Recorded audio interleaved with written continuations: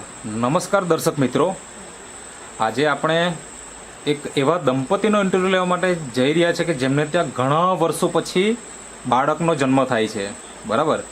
હવે એ બાળક કઈ રીતે એમને ત્યાં આવ્યું તો એ આપણે એમના પરિચય સાથે આપણે જાણીશું.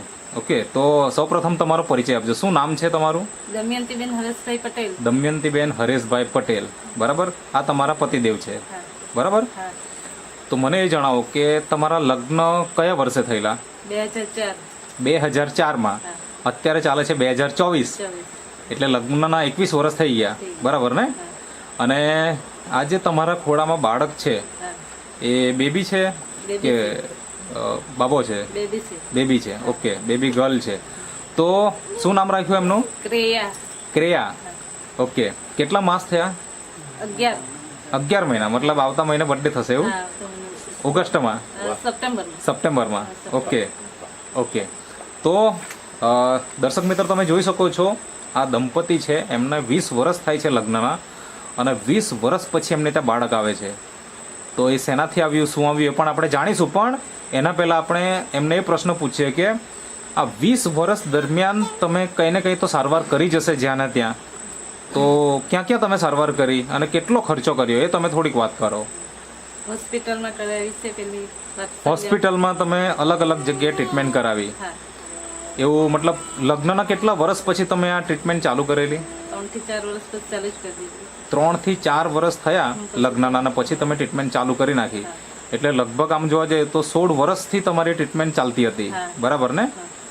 હવે ત્યાં શું કહેતા હતા? મતલબ ડોક્ટરે કંઈક તો રિપોર્ટ કાઢ્યા હશે કે ભાઈ કોનામાં ખામી છે, શું છે પ્રોબ્લેમ, એવું કંઈ? ખામી તો કંઈ નથી. રિપોર્ટ તો નોર્મલ જ હતા અમારા. રિપોર્ટ નોર્મલ હતા, પણ પછી ટ્રીટમેન્ટ કરવાથી તમને કંઈ રિઝલ્ટ મળ્યું ખરું?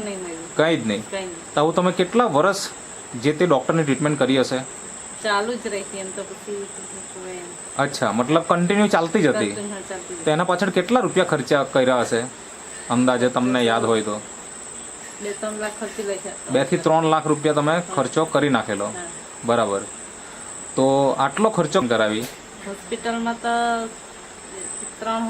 3 હોસ્પિટલમાં ટ્રીટમેન્ટ કરાવી. આવી રીતના 20 વર્ષ તમારા નીકળી જાય છે. બરાબર ને? અને 20 વર્ષ સુધી બાળક હતું નહીં, અને દવા તો ચાલતી જ હતી. જે માણસ બોલે એ પ્રમાણે તમે જતા હશે મારા ખ્યાલથી, કે અહીંયા દવા મળે તો અહીંયા જાઓ, ત્યાં મળે તો ત્યાં જાઓ. બરાબર ને? કારણ કે આપણને બાળક જોઈએ છે. તો મને એ જણાવો કે જ્યારે આપણે ત્યાં બાળક ન હોય તો આપણને અંદરથી ઘણી બધી વેદનાઓ હોય, તો શું થતું મનમાં તમને? થાય જ ને. તો એ બાળક બી આપણું બી હોય તો. હા, મતલબ છોકરો હોય કે છોકરી હોય, પણ એક બાળક જોઈએ. બરાબર ને? તો મને એ જણાવો છે, અને તમને રિઝલ્ટ મળી જાય છે. બરાબર. તો મને એ જણાવો કે આ રિઝલ્ટ મતલબ તમને પ્રેગ્નન્સીનું આવી ગયું 8 મહિના વાપર્યા પછી, તો પ્રેગ્નન્સી દરમિયાન તમને કેવું રહ્યું? મતલબ ઘણી બહેનોને કેવું હોય કે ચક્કર આવે, કમજોરી જેવી આવે, તો એવું કંઈ તમને કોઈ સમસ્યા હતી? એવું કંઈ નહીં ને?